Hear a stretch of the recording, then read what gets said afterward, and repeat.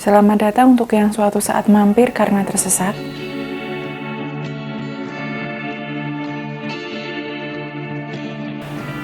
The Puppeteer adalah karya Jostein Gaarder yang diterbitkan oleh penerbit Mizan pada September 2017 dan diterjemahkan oleh Irwan Syahrir. Tokoh utama novel ini bernama Jacob Jacobsen dan hobinya adalah datang ke pemakaman. Ada dua kriteria pemakaman yang biasanya akan dia datangi. Pertama, selalu ada memorial setelah pemakaman. Kedua, mendiang ataupun keluarganya tidak ia kenal sama sekali. Jacob ini juga dari dulu cuma tumbuh bersama ibunya. Ayahnya cuma datang kadang-kadang, kemudian lama-kelamaan tidak datang sama sekali. Dia juga merasa sebagai outsider di kampung halamannya. Dia dulu waktu kecil juga korban bullying, entah karena masalah ayahnya atau karena sahabatnya. Jacob ini punya sahabat namanya Peder Ellingsen Skrindo atau yang disingkat Pele. Kalau kalian pernah baca novel-novel Gaarder yang lain, mungkin kalian akan ragu-ragu dengan eksistensi Pele. Pele ini beneran manusia atau bukan sih? Dan keraguan-raguan kalian ini tepat. Pele adalah sebuah boneka tangan yang mengenakan blazer biru laut dengan kancing-kancing perak dan celana putih. Sebuah titik terang ya kenapa novel ini judulnya The Puppeteer. Bagi Jacob cuma Pele yang mengerti dia.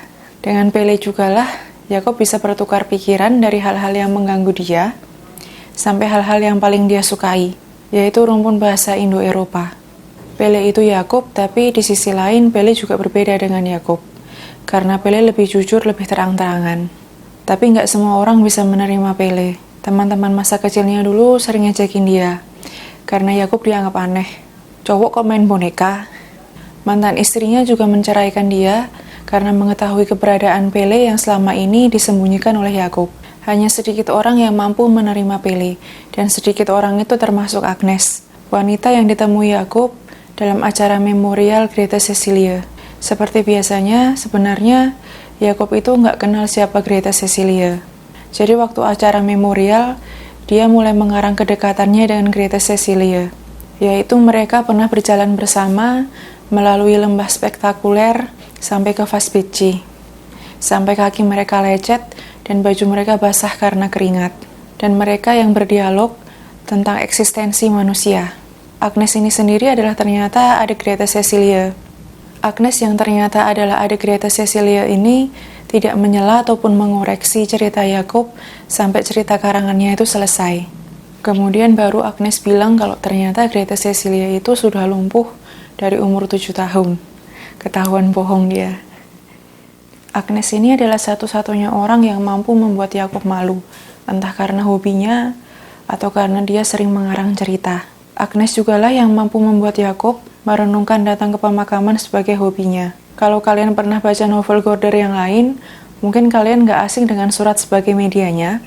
Novel ini pun demikian. Gaarder menuliskan alasannya melalui surat yang ditujukan untuk Agnes. Karena pertemuan mereka di acara memorial Grete Cecilie jelas bukan akhir dari pertemuan, tetapi malah sebaliknya. Di dalam surat, Jacob menceritakan hobi-hobinya dan cerita-cerita karangannya, masa lalunya, serta kegagalannya dalam pernikahan. Karena dari situlah dia tumbuh menjadi seseorang yang punya ketertarikan kuat terhadap keluarga besar yang utuh. Karena pada pemakaman, mereka meluangkan waktu untuk bertemu, karena seseorang dalam lingkaran mereka telah pergi. Itu yang menumbuhkan rasa tertarik, sebuah bentuk aneh rasa kehilangan.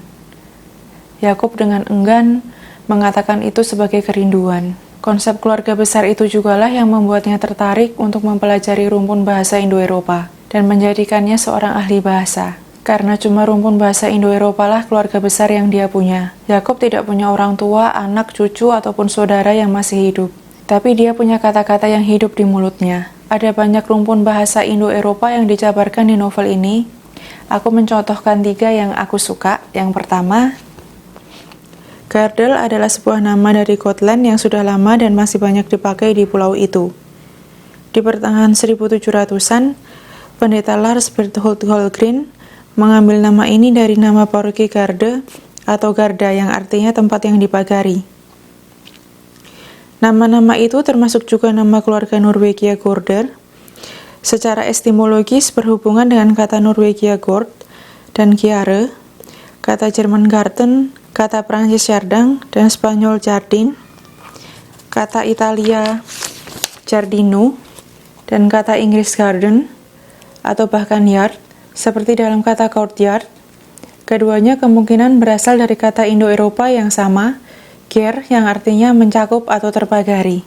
Yang kedua, dalam bahasa Norse kita juga menemukan kata kuno yang sama untuk kuda dalam nama depan yang populer, seperti Jostein, Hestestein, batu kuda, mungkin untuk batu undakan yang orang injak saat menaiki kuda, dan yoar, untuk kuda dan prajurit. Ketiga, sekarang semuanya mengalir, hampir seperti Pele. Aku tidak bisa mengerti.